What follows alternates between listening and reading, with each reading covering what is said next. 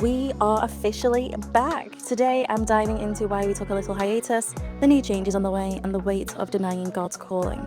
We'll also unpack substance abuse, mental health, and self-worth. So yeah, it is a packed one to say the least. So stick around, lean in, and let's catch up. Hi guys, and welcome back to Christian Catch Up. I have missed you all so much.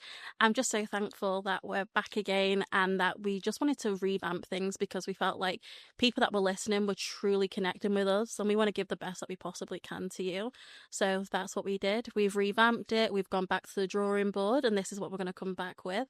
However, I also want to say thank you so much for the emails and the DMs I've been getting, because that doesn't go unnoticed. That's a lot of love, and you've took time out of your day to even message to be like, hey, when's the next episode, or are the girls good, or like even if you have a question. And I think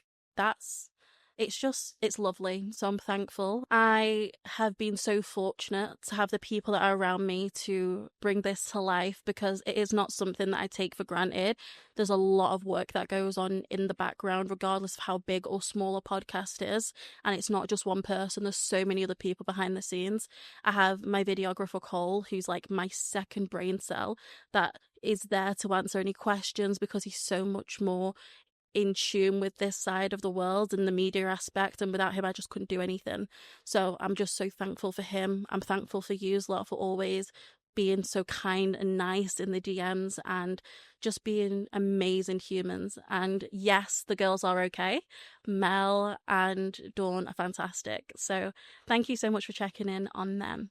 So today's episode, I'm calling it Behold, I'm Doing Something New. Again, picking up with Isaiah 43:18 through to 19. And I'll be honest with you, I'm going to rip the Band-Aid off. This is not an easy watch. It's not going to be a kind of walk in the park like the others ones were, because they were great, they were informative, and I love them so much. However, I wanted to give a personal aspect of me, because I almost felt guilt for sitting here and doing a podcast and you don't even know who's doing it. Like, you don't know anything about me. And that's the least I could do, is tell you something. So beholding something new, we're going to dive into it a little bit. We're going to basically tear it apart and we'll see what we get for it. So recently I have a friend. She is gorgeous, God-fearing, amazing, and just somebody that you look at and you think, what a woman, like a fantastic lady. And when I speak to her at church, when she walks past me when I'm serving on the ministry that I do at church, she stops and we talk and we truly have an in-depth conversation. And she goes to me like, Chloe, I've been volunteering overseas, and she just took some time out of her business, because it does run itself, which is amazing. But she took some time. She wanted to be with these kids, and it was amazing because she felt God saying like, there's something here for you. And naturally, she's spent years to do the business that she is. She spent a lot of time, but she's also invested a lot of money into this. And she's like, well, what do I do? And I'm not the person to tell you what's right, what's wrong. I can just give you my opinion, and that's all I can do for you. And she comes up to me and she's just saying like, I feel on my heart that God's telling me to do this new thing. And we're trying to make it work, and we're trying to fit God's narrative into her story. So like, what if you do your business on X, Y, and Z days, and then you take X amount of time off to work in, going overseas and things like that? We're basically trying to cram in God's calling, love, and message to her like it's a package. It's ridiculous. So we did do that, and I'll come to how I was wrong with that. But we sat in service, and it was the 5:30 service. There was a message being said about Behold, doing a new thing. And they mentioned, please come. It was an altar call, so just please come to the front if you feel like this message is for you. If you feel like you have this on your heart at any sense, come to the front. And at this point, like, the podcast is going on behind the scenes. I'm doing other things that are going to be launching soon, so keep an eye out. But all these things were going on for me, and all I could think about was, God was like, Chloe, no, this is for her. And she wasn't moving, and I was looking at her like, are you gonna move? Like, you gonna move now? and there was just nothing. And I grabbed her hand and I dragged her to the front, and I was like, "You're meant to be here." And she was just looking at me like, "Why on earth have you just dragged me up here?" And as I'm prophesying Isaiah 43 over her, she's almost in tears because she knows the calling that God has on her life, and she knows that he's going to be doing such a new, a wonderful, amazing thing. I think I've even touched on it before. Like, this was never the plan. Being a Christian was never part of the plan. Like, I was always going to be the girl that was in finance. I saved up enough money so I could do this finance app. My career was set. It was just about idolizing money to provide the best life that I can for my children when I do eventually have them. And I came into finance in a very uncommon way because I'd applied for all these amazing universities because I did have the grades, and I was like, I'm going to go to LSE. I'm going to do all these amazing things. And the reality was I just didn't want to do it. Everything in my gut was saying, like, don't go to university. And I'm glad that I didn't now, because realistically, it's a lot of money to put in. It's a lot of time to put in. It's a lot of effort in. Like, you need to be sure before going down that route.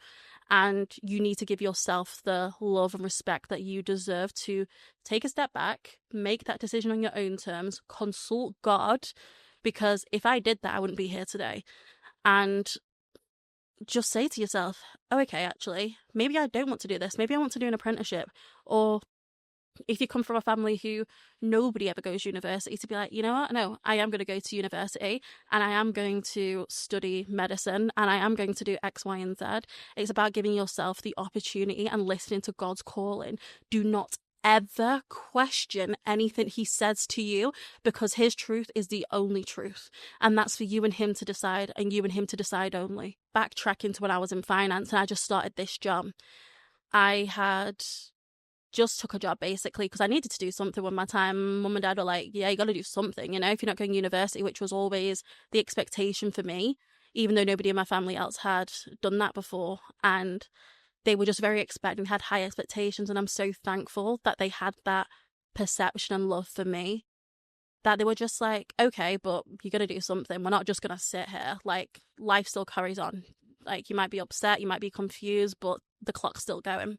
So I've gone into this job, and I was fortunate enough that I didn't even realize when I was going into the industry that I went in finance that it was one of the most competitive companies out there that did what they did.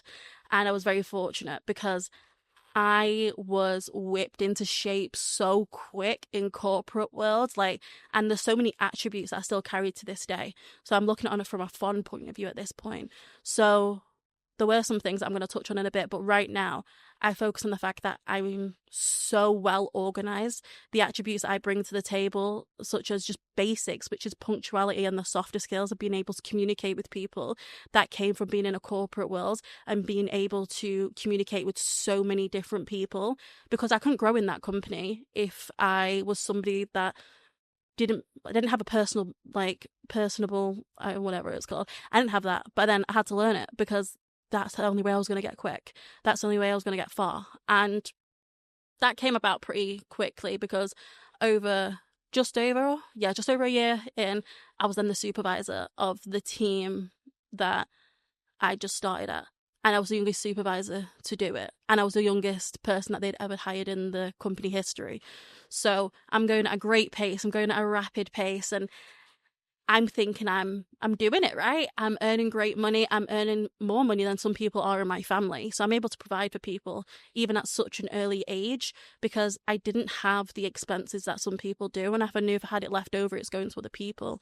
However, very, very quickly, I found myself being somebody that was consumed with anxiety, consumed to a point where it was toxic behavior that kept me going. If I didn't feel anxiety, it felt like abnormal. It was like, what is this feeling? Peace? Because I don't know how to deal with that. So with that being said, anxiety was just such the normal in the corporate world, especially within finance, that's how you coped. And further on to how I coped was how I carried on to go to other high competitors within that industry. Now, the reality is, it is the truth. Cliques are real, like groups are real, hierarchies definitely real. Because I idolized money so much, I was willing to climb that ladder and do whatever it was going to take. So I would be friends with that person if it meant I was going to get invited to like drinks after or whatever it may be. It was disgusting behavior. I don't recommend it. It was absolutely wrong, but that is the truth. That's what I did in order to climb the corporate ladder. And it was just because that's all I cared about. I didn't care about having amazing friendships or anything like that. I just genuinely cared about my career progressing, because very soon after starting, I'd already moved to supervisor. Then I'd moved to another job role within that company, which was more money, and that was a step up in another direction. And then it was just about climbing. I became obsessed with it. I was breathing, living, drinking toxicity, and that was the only way I was getting by. Absolutely the worst decision I ever made. Fast forward October 2021, we all know COVID happened, so I got made redundant. And I was fortunate because I'd still getting paid like full pay for like 6 months, and that was more than anybody could say. So I was like, I'm still living at home. I'm fortunate to not have expenses like childcare, council tax, TV license, like none of that's coming out of my bank. So realistically, stop crying about it. That's the kind of mindset that I was coming from. But I was very like, no, I need to get money in. And I was comfortable. I had money behind me, but I was obsessed with the thought like, well, nobody on my LinkedIn can find out that I'm without a job at the moment. So I jumped into any job I could. And in the industry that I was in, nobody was hiring. No, sales were down. Nobody was hiring. And I had to take whatever I could get. So I was throwing anything at the wall to see whatever would stick. And fortunately, I did get a job a month later from being formally like cutting ties with the company. And it was a pay drop at this point. So my ego's hit.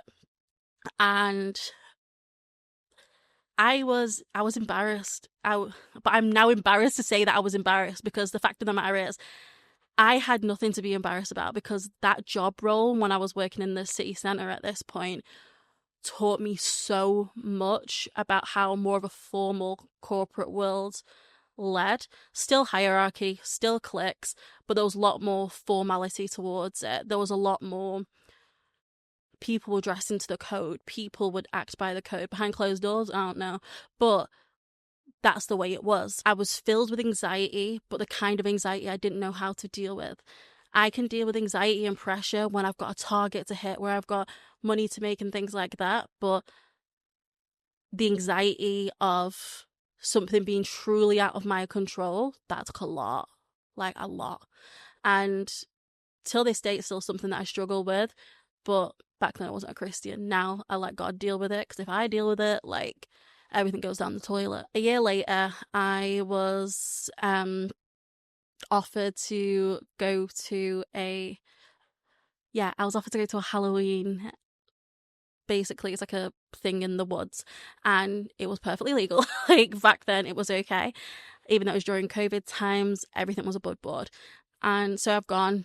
I've met this girl that I used to work with. Funnily enough, we didn't even really talk during the time that I actually worked there, so kind of strange. But just because the communication was so minimal between other people during that period, you just became friends with a lot of people. And it was like we were bonding over the fact that we were all in redundancy and what to expect. So she's invited me to come to this Halloween thing. I've got my job there in the city centre. She's got a job to a place I'm about to start in a year's time, but I didn't know it. And she goes to me, and then that was the first time that I was ever provided with the option to take substances. And she was just like, yeah, like, I've got it, I take it, like, you can have some. And I tried it because I was just thinking, can't get much worse than this. I'm on less pay. I feel embarrassed. I don't know what direction I'm going in, because it was going great and it was going up, and I was the youngest, and it was all these kinds of things, to now being like one of the same age as everybody in the same room as me, being on a lower wage. And that to me was embarrassing. And so I've took it.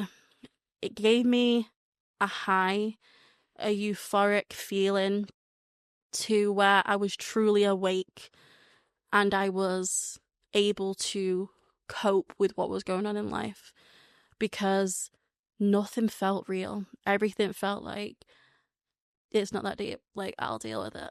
I remember it clear as day. And for that is just something that I can never get out of my head. I mean, I didn't touch it again until like a year later, to be honest with you. And that, again, was through work colleagues, again, through drinking and just gathering, really. I found myself doing it purely for the fact that other people were doing it. And I remember how it made me feel last time. And it was heartbreaking when I look back on it. But things start to add up now. So 30 days later, I was actually diagnosed with BPD. So that's borderline personality disorder. And when I'm with my psychiatrist and we're talking about this, because again, I had the funds to do that privately, I get that privilege in itself, which I don't take for granted.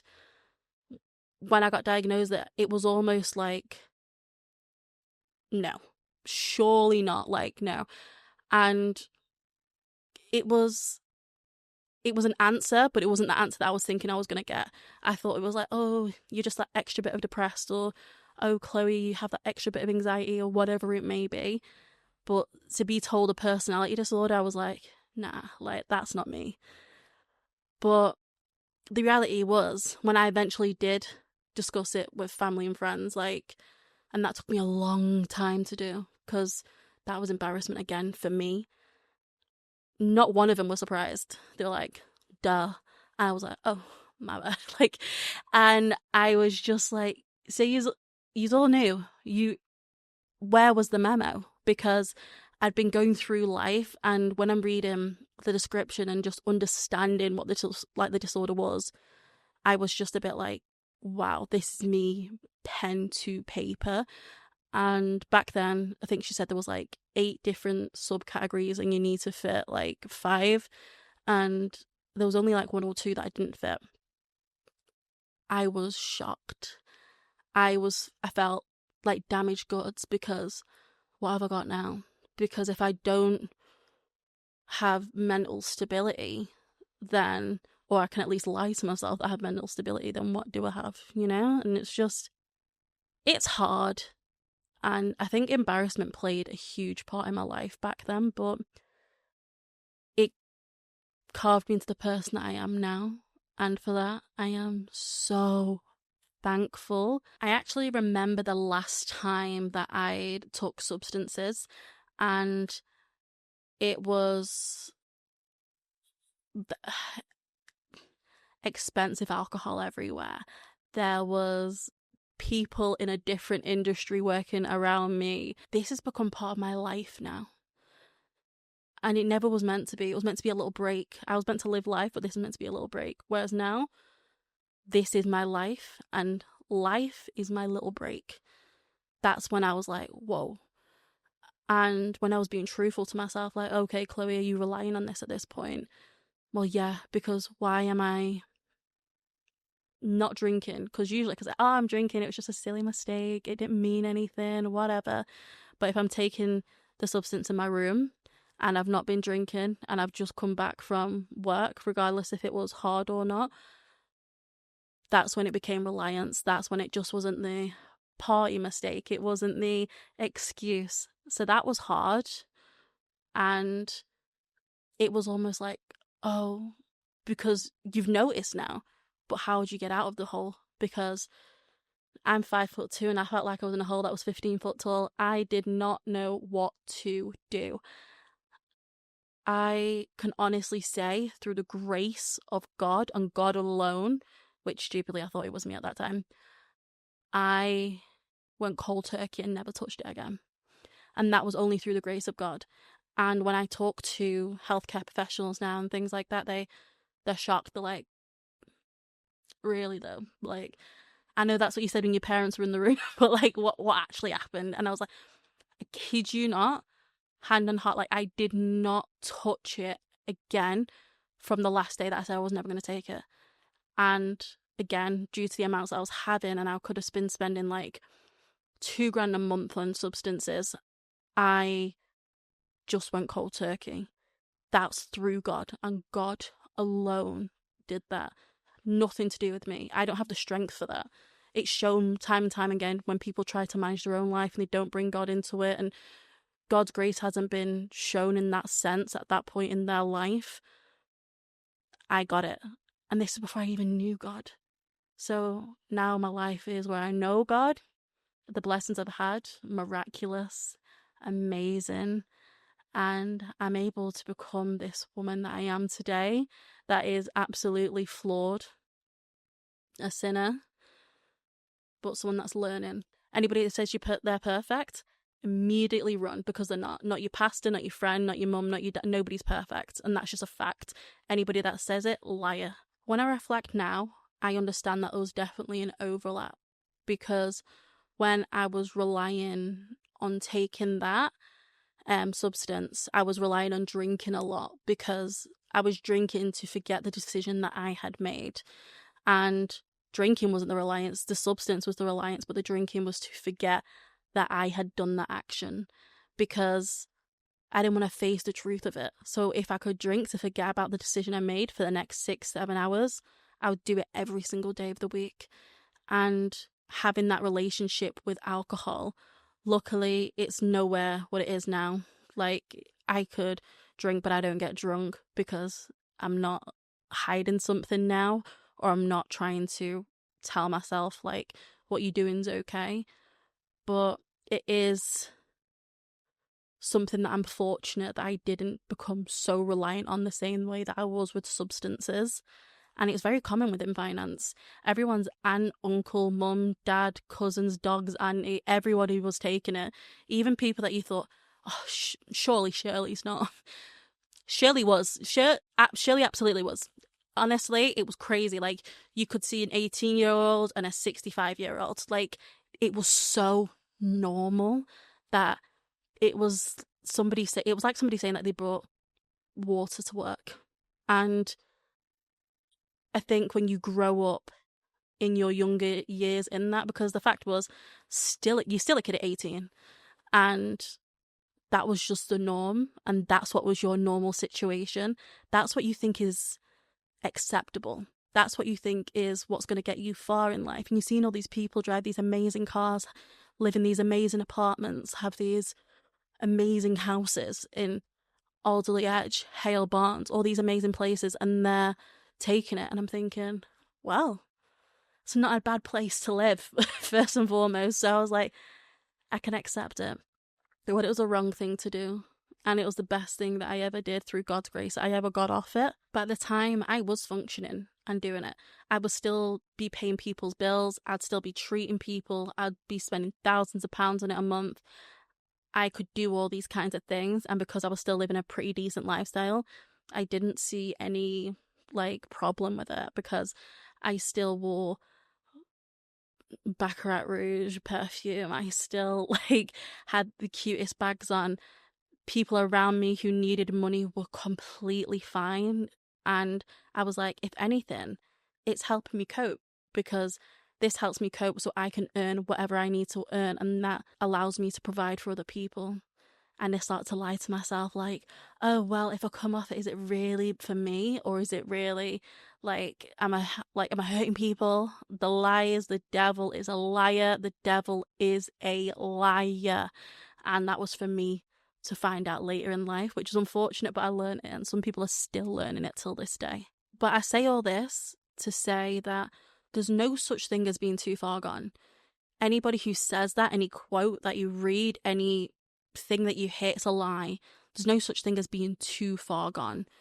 If there was an award for functioning reliant person, that would have been me. But you're not. You can still find God. You can still go to God.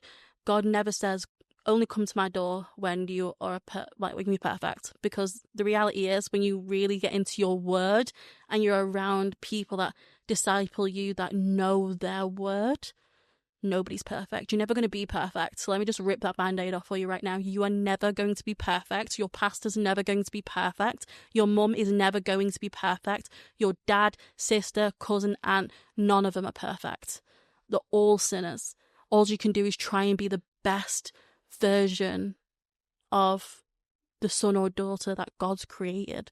And that's up for you to make that decision and take them actions. Now, when I look back on it, I'm almost shocked. Like, I genuinely think, well, Psalm 139, I think 14 says, like, that I'm wonderfully made. And who am I to disagree with the Creator, with the words in the Bible? The fact is, nobody's good enough to question the Bible. Nobody. I don't think they are. If you think you are, great, don't agree with you. But at that point, I need to realize I'm wonderfully made. He knitted me in my mother's womb to be exactly who I am. I just need to be Christ-like more and more every day when I wake up. And that's a journey. It's 100% something that's hard. It's confusing.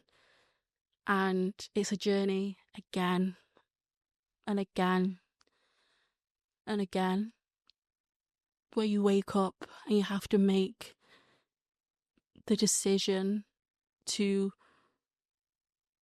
honour God before taking account to your own feelings. Isaiah 43:18-19. Let's not forget about the start of that. It starts with forget the former things. Let's not just think about, hold, I'm doing a new thing. All these things are great and they sound great and they are great, but you can't, like, just accept the end part of an alphabet and not the start. That's real. So you've got to forgive yourself, because forgiving yourself allows you to become the person that God has called you to be, because your brain does not have capacity for guilt and unforgiveness and then still have 100% to be the man or woman of God that he's called you to be. Forgive yourself for him. And that's one way to look at it, to do him honor, to do him the favor of what he's done for you time and time again. Because we wake up and we make more mistakes more times than we've took breaths. And he forgives us, and that's through his grace, and he doesn't have to do that. But we're not too far gone. We're not beyond help. We're not a lost cause. We're not damaged goods. We're not failures. We're just sinners, flawed, but we're God's children.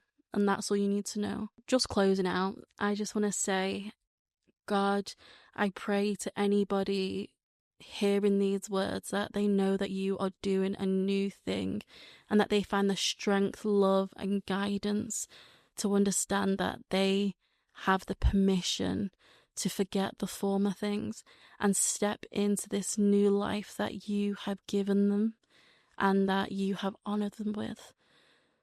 In Jesus' name, amen. Well, that is it until next week. I am so thankful that you sat on the sofa with me. And yeah, with love, bye.